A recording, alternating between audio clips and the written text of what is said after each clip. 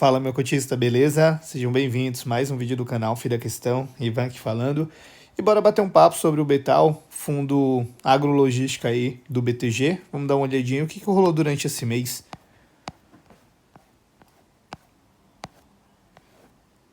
Algumas informações do fundo de 2021, né? Tem sua taxa de administração, não tem taxa de performance, público-alvo investidor em geral. E aqui alguns números do fundo, né? Valor patrimonial 673 milhões, cota patrimonial 112,50, cota mercado sendo negociado nesse exato momento a 77,30, subindo 1,18. Voltando aqui para o relatório, são quase 40 mil investidores aí, né? Tem mais alguns números aqui que a gente vai ver mais embaixo, né? Então, aqui o quanto que ele está pagando, né? 90 centavos. Já tem, esse é o quarto mês que ele está pagando em 90 centavos, né? E aqui algumas informações do que rolou durante esse mês aí, né? Então, o fundo manteve sua carteira 100% adimplente, terminou o mês com mais de 22 milhões em caixa, reserva disponível para distribuição, incluindo caixa da SPE Santo Antônio, alcançou 70 centavos por cota. E ele fala que a gestão está em processo de desinvestimento dessa mesma SPE Santo Antônio, né? Operação que, quando concluída, elevará de forma relevante a posição do caixa e abrirá espaços para novas locações em linha com a nossa estratégia, né? A questão aqui é o seguinte: sobre essa venda dessa SPE, ele já vem avisando há algum tempo, só que nunca trouxe nada de concreto. E aqui ele fala que está em processo de desinvestimento. Esse processo é exatamente o quê? Ainda é a vontade de vender ou realmente já está em processo de venda? Então precisaria ficar um pouquinho mais claro, né? Porque assim, a vontade de vender ele já tem um tempo e vem comunicando isso a 3, 4, 5 relatórios e nada. E aqui ele coloca que está em processo. E aí esse processo é o quê? Ainda é a vontade ou realmente é um processo de venda, né? Enfim, seguindo aqui, nesse mês de agosto, o fundo, em comum acordo com a Andali, decidiu pelo resgate antecipado do CRI que ele tinha, né? A decisão está alinhada com a estratégia de gestão, de readequação e precificação do portfólio, priorizando ativos com maior potencial de geração de resultados, especialmente em um cenário de taxa de juros elevadas, né? A medida visa otimizar a alocação de recursos, fortalecer o desempenho da classe e ampliar o potencial de distribuição de resultado aos cotistas. Para quem já acompanha aqui o canal, né, sabe que ele tinha esse CRI. Esse CRI, ele vinha pagando muito para ele, então assim, no começo do ano aqui, ele estava gerando mais do que ele estava pagando, por isso que ele aumentou os dividendos, né? A gente vê que ele pagava 84 centavos, ó. E aí no começo do ano, como a inflação foi mais forte, ele estava gerando mais do que ele pagava, então ele conseguiu fazer uma boa reserva e estava conseguindo pagar aí tranquilamente, né? Aí ele foi lá, aumentou o guidance e o que aconteceu com o IPCA? Ele começou a cair um pouco. Então, nos 3 últimos meses, ou talvez os 4 últimos, a gente teve IPCA de 0,26, 0,24, 0,26 de novo, e se eu não me engano foi 0,34. Então, ele começou a render menos, né? Até porque mais embaixo a gente vai ver que a taxa dele era IPCA mais 6, se eu não me engano. Então ele passou a render menos, então por isso que ele acabou fazendo isso, né? Uma vez que a gente até tá vindo para uma deflação agora nesse mês, né? Ele acabou se livrando disso, né? Eu imaginei que era somente por conta disso, mas não é. Tem mais uma coisinha aqui na frente que a gente vai ver. Aqui, que é exatamente isso. Com o objetivo de ampliar o universo de operações do fundo, a gestão submeterá a consulta aos cotistas a transformação deste veículo de FI para Fiagro. Então eles querem transformar ele num Fiagro aqui para conseguir comprar tudo que um Fiagro pode comprar, né? Então ele fala que a mudança ampliará significativamente as possibilidades de alocação, mantendo o foco em operações com lastro real no agronegócio, permitindo investir em valores imobiliários de agentes do agro, direitos creditórios do setor, imóveis rurais, participações na companhia de cadeias produtivas, cotas de fundos que investam majoritariamente nesses ativos.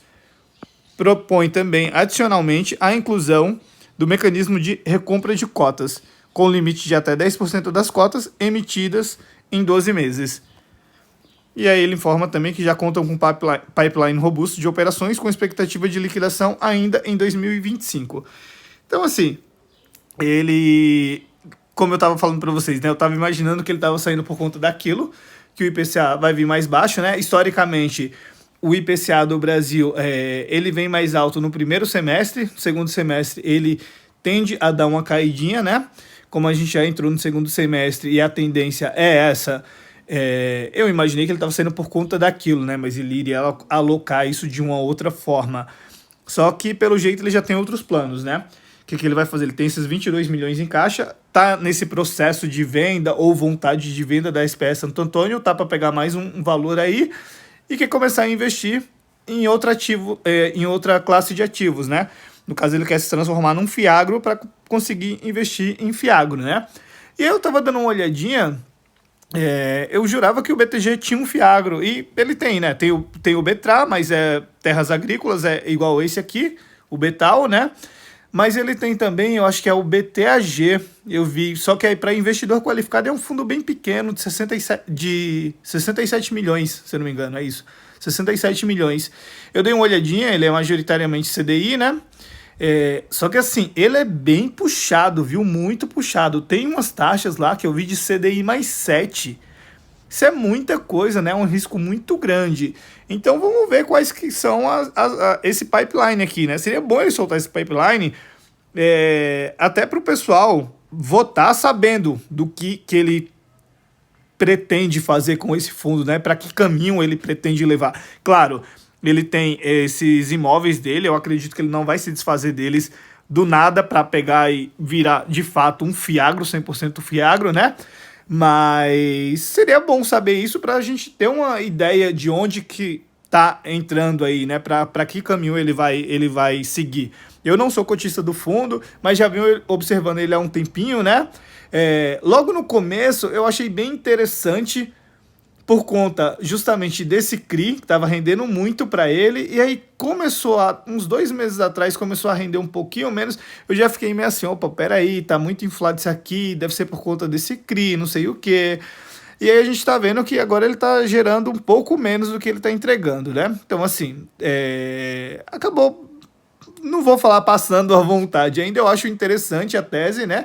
É só ele e o PALG, que tem essa mesma tese, né? Mas ele tá aqui para mudar. Então vamos ver o que vai acontecer com ele, no que ele vai se transformar.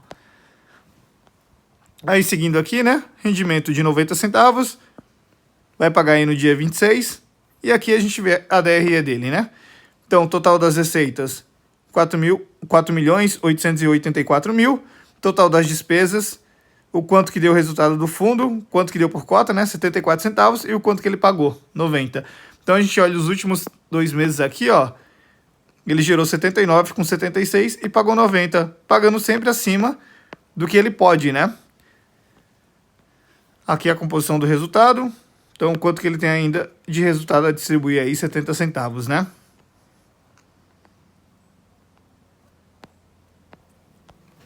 Tipo de ativo que ele tem.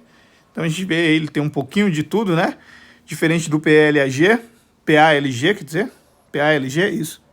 Bom, enfim, eu não lembro exatamente qual que é o ticker. Mas diferente dele que só tem dois tipos, aqui ele tem um pouquinho mais, né? Perfil de locatário, tipo dos contratos, 100% atípico, igual ao outro.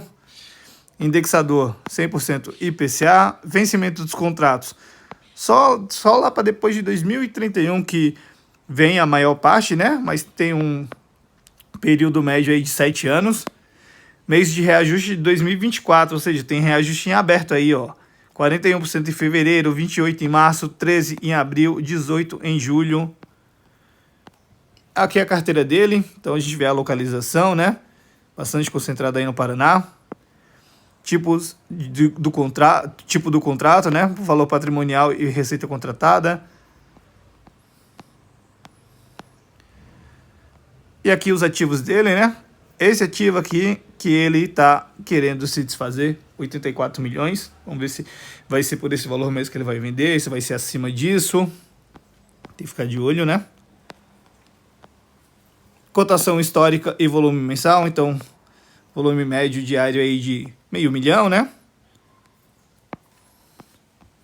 Rentabilidade dele aqui, a gente vê Nesse ano, pelo menos, ó, tá com rentabilidade bem interessante aí, 14%, enquanto o IFIX tá 10%, né? Mas no mês ele apanhou bastante aí, caiu 3,7%. A questão lá do tarifaço do Trump acabou batendo bastante nessa classe de ativos, né? E é isso, não tem muito mais o que falar não. Mais um mês de Betal. Então, assim, fundo segue gerando menos do que ele vem pagando, né? Tem uma coisa que eu pulei aqui com vocês, que é o seguinte, ó. Receita do CRI, 13 centavos. A partir do mês que vem, já não tem mais essa receita, porque ele sacou, né? Ele pegou tudo. Então, essa receita vai acabar vindo para cá, ó. E talvez vai vir até maior, né? Então, assim, ele vai continuar pagando os 90 centavos dele. A única diferença é que ele não vai ter mais esse CRI. Ele vai deixar ali numa renda fixa até fazer a votação da AGE para ver se vai se transformar num fiagro. E, de fato, eu estou curioso para saber qual que é a intenção dele com esse fundo. Claro, já ficou claro, né, que é, obviamente, transformar num fiagro, mas como que vai ser esse fiagro? Vai ser um fiagro aqueles maluco, sem critério nenhum, pegando qualquer coisa, ou vai ser aquele fiagro um pouco mais defensivão, um pouco mais high grade, tipo um CRA da vida, um KNCA. Então, ele falou que já tá com um pipeline aí, né? Seria bom ele divulgar esse pipeline antes mesmo da votação, para quem é cotista do fundo olhar aquilo e falar assim, não, realmente é interessante agregar valor, vou votar, vou aprovar. Ou tipo, não, isso aqui eu não quero, vai trazer muito risco pro fundo, não quero. Então seria bom acontecer isso, né? Mas de resto é isso, então mais um mês de Betal. Se ficou qualquer dúvida, pode deixar aqui nos comentários. Se gostou, deixa o like, se gostou mais ainda, se inscreve no canal, ativa o sininho, compartilha com os amigos e segue lá no Instagram também, @FidaQuestão. E é isso, galera, valeu, abraço!